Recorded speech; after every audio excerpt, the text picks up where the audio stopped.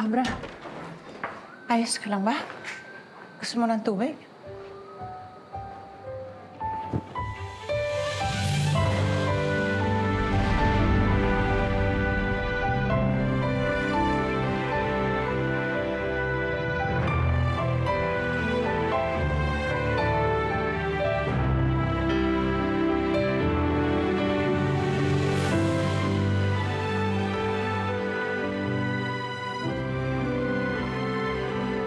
Sinabi ko na sa mong totoo. Wala nang magagamit si Elizabeth laban sa akin. Malaya na ako, Mercy.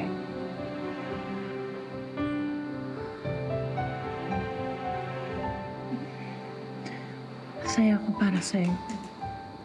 Pero, buhay mo naman ngayon ang nasa panganib. Alam ko na yan. Huwag kang mag-alala. Gagawin ko ang lahat para makuha ang loob niya ulit.